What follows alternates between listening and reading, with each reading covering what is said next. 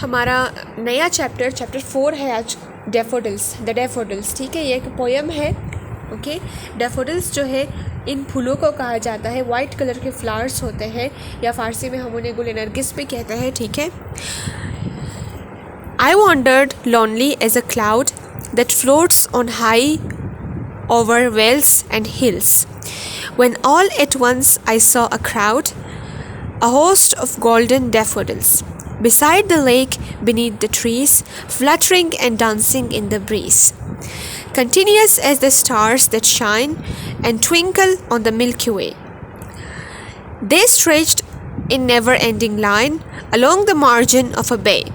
10,000 saw I at a glance, tossing their heads in sprightly dance. The waves beside them danced, but they outdid the sparkling waves in glee.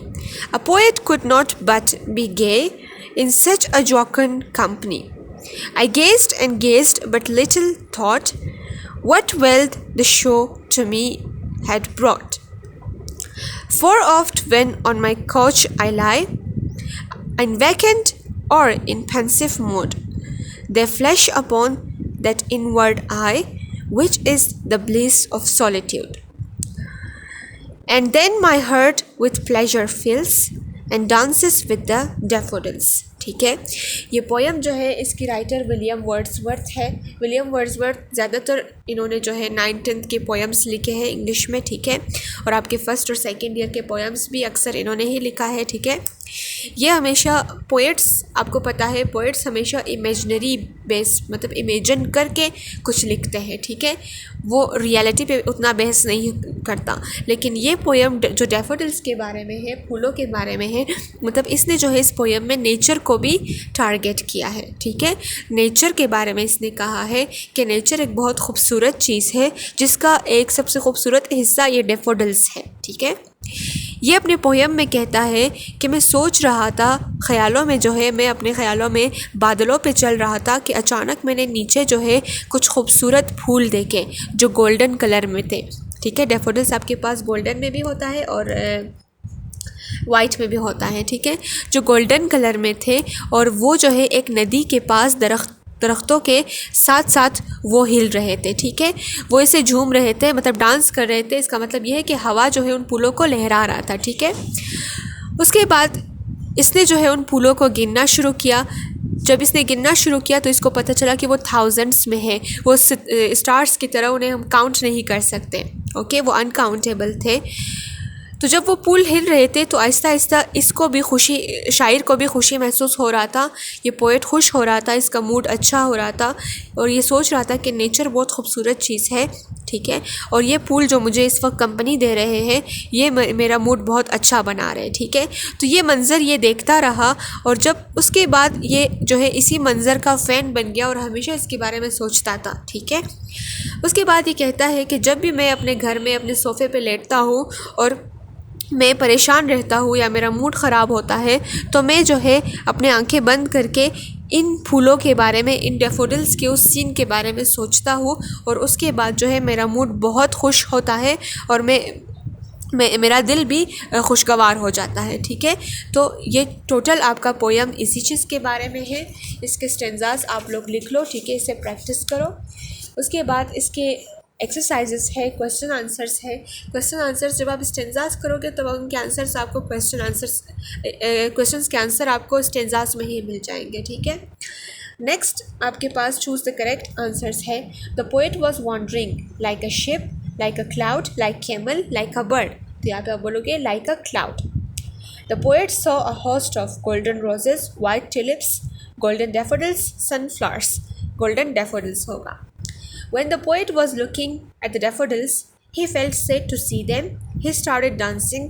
He did not like them. He was lost in their beauty. तो option D सही है, he was lost in their beauty. The daffodils were dancing by the side of the lake, by the side of the river, by the side of the canal, by the side of trees. Answer होगा by the side of the lake. The poet recalls the memories of the daffodils whenever he is in jolly mood, in pensive mood, in angry mood or in relaxing mood. होगा in pensive mood. Number 6 है the poem is about flowers, trees, plants, rivers. It is flowers. The poem focuses on disasters, concerts, natural beauty, landscapes. आपके पास answer होगा natural beauty. The poem is written by William Black, William Wordsworth, Shelley, Shakespeare. Answer होगा William Wordsworth. तो choose the correct answers के answers हमेशा chapter में ही मौजूद होता है. ठीक है. नेक्स्ट आपके पास है match the words with your appropriate meaning. In words के मीनिंग्स जो यहाँ पे मैंने लिखे भी है. ठीक है. इन वर्ड्स के मीनिंग्स आपने मैच करना है. सबसे पहले आपके पास है टोजिंग. ठीक है. यहाँ पे हमारे पास टोजिंग का मतलब है, अच्छा सबसे पेंसिव का देखो. पेंसिव का मतलब है परेशान रहना. ठीक है. जोकन का मतलब है खुशगवार. उसके बाद यहाँ पे शो का मतलब है मंज़र. ठीक है. नेक्स्ट हमारे पास है बे. बे का मतलब है ज़्यादा. ठीक है. ब्रीज का मतलब है हवा. फ्लटरिंग, फ्लटरिंग का मतलब है हिलना. ठीक है. बिसाइड द लेक, झील के किनारे. A host, हजूम. वॉन्डर, आवारा घूमना. ठीक है. क्राउड का मतलब भी हजूम है. ठीक है. तो यहाँ पे आपने जो है एक कॉलम, ये कॉलम्स मैच करना है. सबसे पहले आपके पास है गेस्ट.